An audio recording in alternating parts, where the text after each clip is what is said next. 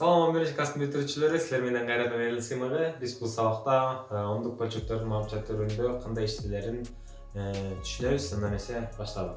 Эң биринчи кошуна арайлы 5,4 кошулган 3,2 иштеп көрөлү. Эми кадимкидей эле мурунку сабакта көрсөтүлгөндөй маамча түрүндө иштейбиз. 5,4 кошулган 3,2. Кошуудагы эң маанилүү жери бул жакта үтүрдүн астына үтүр жазылыш керек. Түшүндүк, Демек анан кадимкидей эле кошуп кетебиз. Демек 4 ке 2 кошобуз, астына жазабыз. 6, анан 5 ке 3 кошобуз, 8, анан үтүрдүн астына үтүр келип үтүр чыккан. Демек 8,6. Эми бул эсепке көңүл буралы. Кадимкидей эле маамча түрүндө иштейбиз, кошуу маамча түрүндө. Демек 439,46 кошулган. Кошуудагы эң маанилүү эреже кошуу жана кемитүүдү албетте. Үтүрдүн астында үтүр жазыш керек. Демек үтүрдү жаздым бул жерге, эми могу үтүрдү жазам. Оң жагында 2 турат, сол жагында 3 турат. Эгер бул жерде мисалы үчүн 7 деген сан туруп калса, анда бул жакта 7 деген сан кошулат. Бирок азыр 7 деген сан жок, ошондуктан дагы жазабыз. Силер азыр 0 деп эстетсеңер болот. 0, 0. Мына кайра кошобуз. 6 0 кошсок 6, 4кө 2 кошсок 6, үтүрдү кошсок үтүр деп коелу. Кошпойсуң эми, үтүрдү ушул жакта түшүрөбүз. 9га 3 кошсок 12, мына 12, 12. Ушунча да болот, 12. 2-ни бул жакка жазам, 1-ди бул жакка жазам. Анан 3кө 0 кошсом 3, анан бул жакта 1 бар. Ошол менен 4 болот, анан 4кө 0 кошсом 4. Демек жообу 442,166.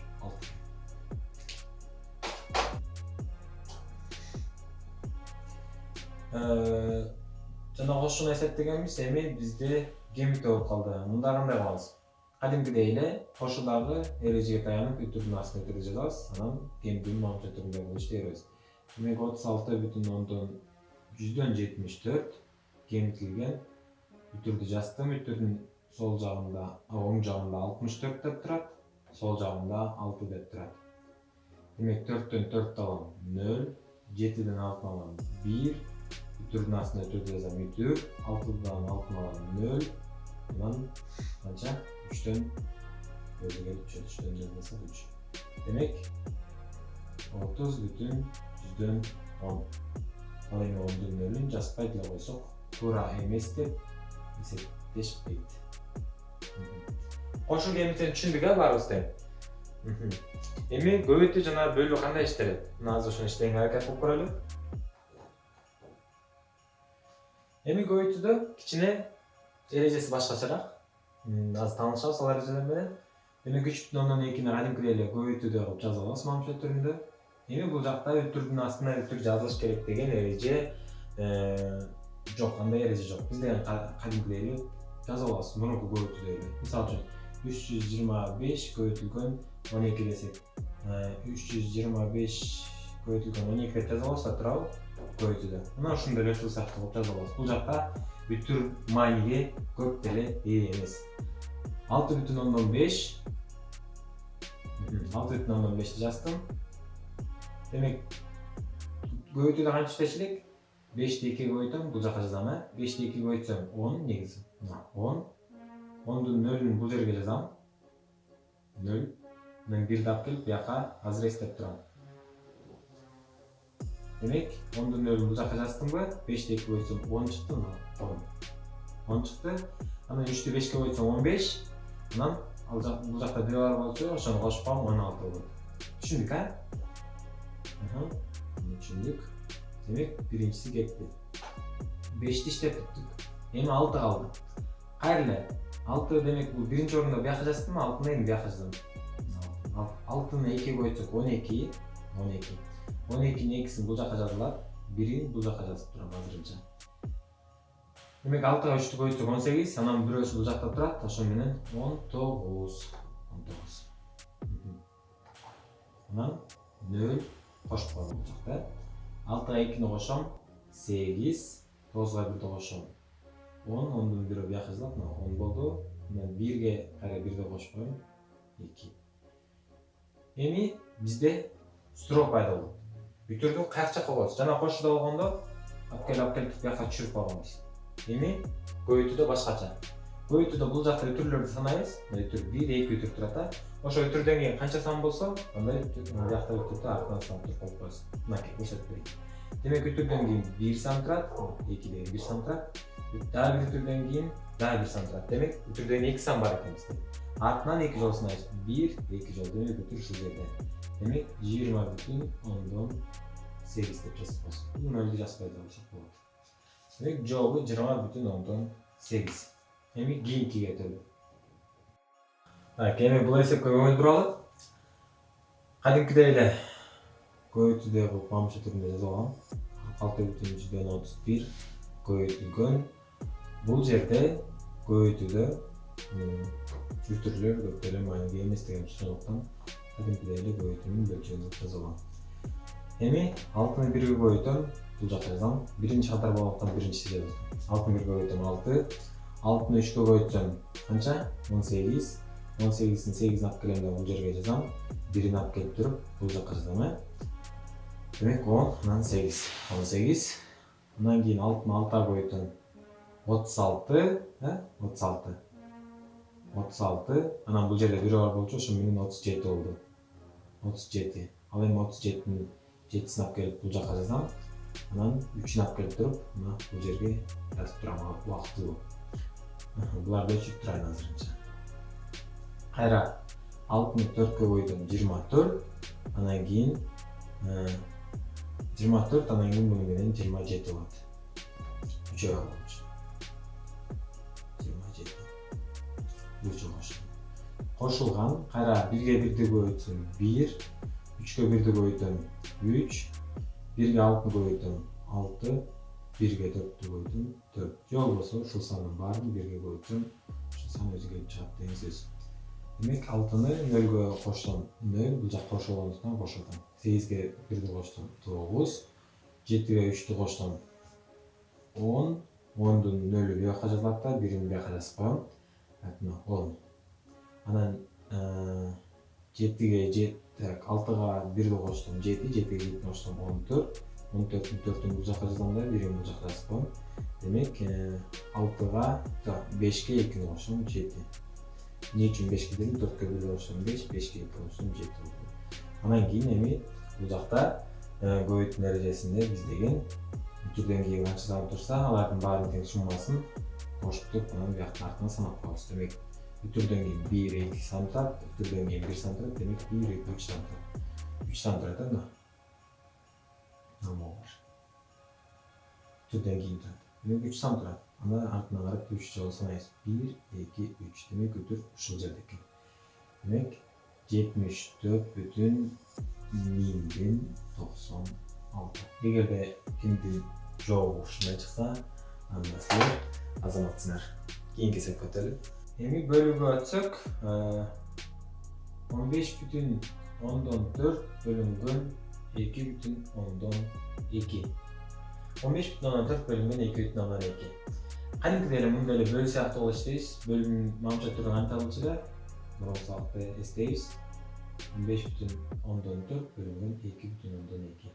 Биз мурунку сабакта бөлүүдө мындай үтүрлөр жок болчу, Эми бул үтүрлөрдү жок кылышыбыз керек бизде, максатыбыз. Мурунку бөлчөккө алып келишибиз керек да. Демек үтүрлөрдү кантип жок кылабыз? Үтүрлөрдү жок кылыш үчүн биз деген бул үтүрдү артына жылдырабыз. Анан мындагы артына жылдырабыз. Демек бул үтүрлөр жок болуп калды деп түшүнөм. Демек сен бул жактан бул жакка жылдырсаң, мында буну бул жакка жылдырышың керек болуп калат. Ошондо 154 бөлүнгөн 22 сыяктуу болуп калды. 154 бөлүнгөн 22. Мисалы үчүн 5ти 2ге көбөйтсөм 10, жакындап 6дан берсем 120, 7ден берсем 7ден берип коеюн. 7 жемде 2 14, анан 7 жемде 2 10, 7 жемде 2 14, 14-түн бирин бияка жазам. 4-түн бияка жаздым 14, анан 7ден 2 өтөм 14, биякта 1 бар болчу 15. Демек кемитүү 0 0 0. Демек жолу жеткен да. 15,4'tü 2,2 bölsem 7 сан чыкты. кийинки эсепке көңүл буралы. Эми бул эсепти бөлүп көрөлү. 45,72 bölüngün 4,5. 4,5. Demek men azı ötürlerden kurtuluşum gerek. Demek bu ötürkü bir yol bir yazıldırsam, bunu da bir yol bir yazıldırsam. Oşanda bu ötür gelip durup, bu жерге turup kaldı. Anda bu ötür gelip durup, bu жерге turup kaldı, bu жерге turup kalğanı bu жокто эле сетип болот. Эми бул жакта дагы бир өтүрдөн кутула элекпиз. Бул өтүрдү деген биз бияка жылдырышыбыз керек. Эми бул өтүрдү кайра бияка жылдырсак, ал өчөт да бияка келди. Анда бияка эмне кошулат? Анда нөлдү кошобуз. Демек бул өтүр артында өтүрөйүн артында турса анда аны өчүрүп салсак болот. Демек 4572 бөлүнгөн 450 сыяктуу болуп калды. Эми муну канча эсептейбиз? 450-ні оңго койсок канча? 4500 турабы? 4500. Кемитебиз. 2ден 0 жасап 2, 7ден 0 жасап 7. Булар болсо 0 калат. 72 450 болуп калды. Демек 450 72ден чоң. Бирок бизге шарт боюнча бул жак чоң болуш керек болчу. Анда эмне кылабыз? 0ду беребиз дагы бул жакка өтүрдү коебуз. Түшүндүк, Анан кийин бияк 720, бияк 450 болуп калды. Демек 2ден берсек 900 болуп кетет. Ошондуктан 1ден берели. 450 дейли. Анан кемитем. 0 бул жак 12 болчу, 12ден 5 тасап 7, 6 калды бияк. 6дан 4 алсак 2. 270 кайра 450ден кичинекей болуп калды. Андан эмне кылабыз? Бул жакка 0 беребиз, бирок бул жакка өтүрдү жазбайбыз. Өтүрдү эң биринчисинде эле бир жол жазабыз. Башында бир жол колдондукпу, болду, анан колдонбойбуз. Демек бул жакка 0 беребиз, анан калашынча эсептеп кетиребиз. Демек бул жакка деген азыр 6дан берем. 7ден берсем 28 болуп кетет. 6дан беришим 27. Демек 6-дан 0-га көбөйтсөм 0, 6-ны 5-ке көбөйтсөм 30. Анан 6-ны 4-кө көбөйтсөм 24. Анан 3-өө көңүлдүү болчу, ошо менен 27 минус 0. Демек жооп 10,100 16. Эгерде биндин жообу ушундай чыкса, анда силер албетте азаматсыңар. Дагы бир эсеп иштеп көрөлү. Бөлүү кичине оор болгондуктан алган билимибизди бекемдешибиз керек. 33 барабар канчага барабар болушу мүмкүн эми? 0,693 бөлүнгөн 0,133 дейт. Демек кадимкидей эле бөлүнүкүн деп жазып алабыз. 93 бөлүнгөн 0,133. Үтүрлөрдү жоготушубуз керек. Демек үтүрлөрдөн бир жолу бияка жылдырдым, үтүр келип азыр бул жакка туруп калды. Анда муну да бул жакка тургузушум керек. Бул жакка туруп калды үтүрүбүз. Эми бул үтүрдү кайрап келип бул жакка жазып койдум, анда бул үтүр келип бул жакка туруп калды. Ал эми үтүр эң аягында турганда аны биз жазбай деле койсок болот да. Демек бул жактагы үтүрдөн кутулдук, бирок бул жактагы үтүрдөн кутула элекпиз. Эмне кылабыз? Муну бул жакка жылдырабыз дагы, бул жакка 0ду кошуп коебуз, Ал эми үтүр эң аягына турса, аны өчүрүп деле койсок болот. Максатыбызга жеттик деген эле. Демек, бул 0,330 деген. Алдында 0ду өчүрүп салсак болот, бирок артынан 0ду өчүрүүгө болбойт. Эгерде бул жерде үтүр болуп калса, анда муну өчүрүп салсак болот эле. Бирок бул жер үтүр жок экен, ошондуктан 330 болот бул жер. Түшүндүк, 330. Демек, бул 0ду дагы өчүрүп салсак болот. 693-тү 330-га бөлөбүз. Демек, 1ден берели, же 2ден берели. Канчадан берели? 2ден берсек 2 жөнүндө 0, 2 жөнүндө 3, 6, 2ден берип кетебиз. Кемитебиз. 3ден 0 алсак 3, 9дун 6 алсак 3, 6-дан 6 алсак 0. Демек, бул жакка 1 0 келип түшөт дагы, бул жакка 1 үтүрдө жазабыз. Анткени эмнеге мен өтүрдү жазып атам? Бул жактан түшө турган сан жок болуп калды да бизгечи. Ошон үчүн мен деген оюмдан чыгарып, мен бияка 0ду алдым да. Оюмдан чыгарып дегенде 0ду эле алышыңар керек бул жактачы. Сан жетпей калса, только 0ду эле аласыңар. Эң биринчисинде эле 0ду алган учурда өтүр койлу. Калган учурда койду. Жана көрсөтүп кеткен. Демек, 2-ни жаздык. 33 болчу, 0'ду коштум, 3'dü коштум. Анан кийин канча болот? 1ден берем. 1'de 330'a koydum. 0, 3'te 1 koydum 3, анан 3'te 1 koydum 3. Кемитилген 0. Joule 2,10'dan 1. Эми мындай болуп калышы мүмкүн. Бир ушундай бөлчөк санды же болбосо кадимкидей жөнөкөй санды бөлсөк, калдыгы кайра кайталанышы мүмкүн да. Буларды мезгилдүү деп коет. Мисалы үчүн, 2 бөлүнгөн 3 дейин, 2 бөлүнгөн 3. Ондук бөлчөк эмес, кадимкидей эле сан.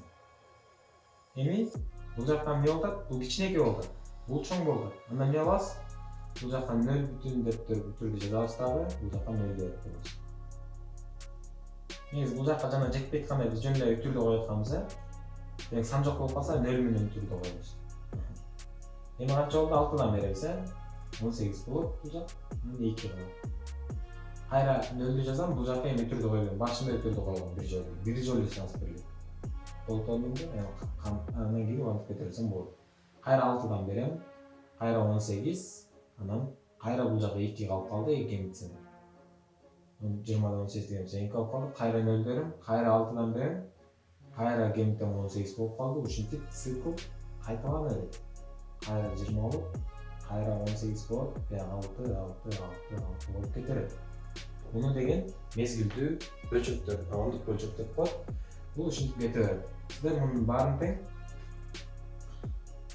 жазып отурбай эле, жөн гана 0,6 демек 6сы ушинтип мезгилдүү болуп кетет деп жазып койсоң, мугалимдер түшүнөт. Эми ондук бөлчөктөрдү тегеректен түшүндүрүп берейин силерге. Мисалы үчүн силердин класска 29 адам кирип келди дейли. 29 адам, Анан силер болсо кээде так санын билбей, болжол менен бир 30га жакын адам кирип келди дейсиңер да. Ушинтип айтасыңар. 30га жакын адам, чын эле 29 деген почти 30га жакын адам болуп. Демек тегеректөө деле ушундай. Мисалы үчүн 1,9, 1,9 деген бул деген почти 2 деген эле сан да, 2. Демек бул барабар эмес, болжолдуу түрдө барабар 2. 4,8 почти 5 деген сан да. Бул эми болжолдуу түрдө айтабыз. Тегерек атам. Демек, эгерде биз деген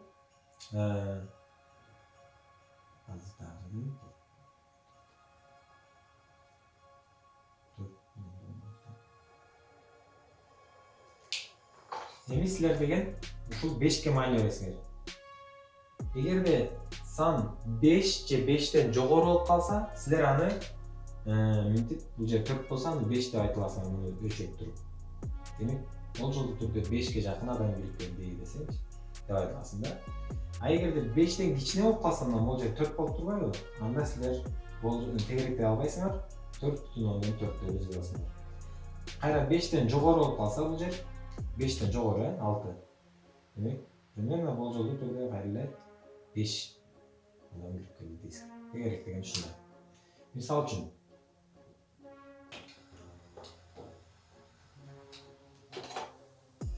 7,8 7 5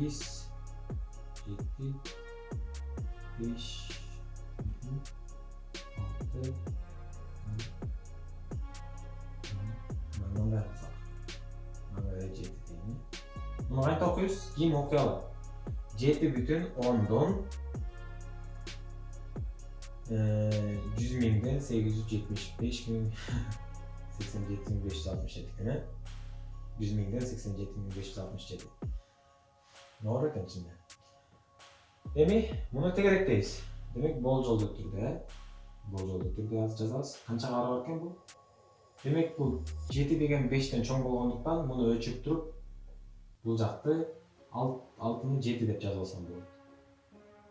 Муну кереги деле жок экен азыр. Ал эми 7 5тен чоң болгондуктан анда муну өлчөп туруп, муну 6 деп жазып алсам болот. 6 5тен чоң болгондуктан муну өчүрүп туруп бул канча? Бул 8 деп жаза алсам болот. 8 5тен чоң болгондуктан муну өчүрүп туруп муну 9 деп жаза алсам болот. 9 5тен чоң болгондуктан муну өчүрүп туруп болжол түрдө 8 деп жаза алсам болот. Демек 7,9 же болбосо 8. Мисалы үчүн 7,5 29 дейм. Эми кайра ушуну тегеректеп көрөлүчү.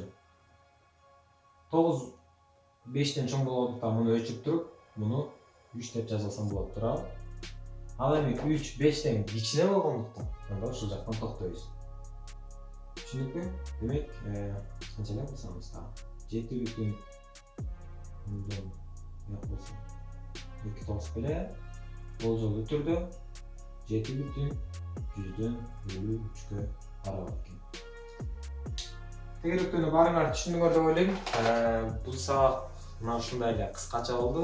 Эми кийинки сабакта биз деген ортодо ондук бөлчөктөр кандай болуп келет жана алар менен кантип иштеш керек экендигин көрсөтүп берүүгө аракет кылам. Силер менен Элдин сыймы болду. Каналга жазылып, лайк басып, досторуңар менен бөлүшкөнү унутпагыла. Себеби бул каналды өнүктүрүүнүн бирден бир жолу мына ушул эле. Силер мага кылган жардамыңар ушул болсун. Ал эми мен силерге кылган жардам мына булар болсун. Силер менен Элдин сыймы болду. Кош.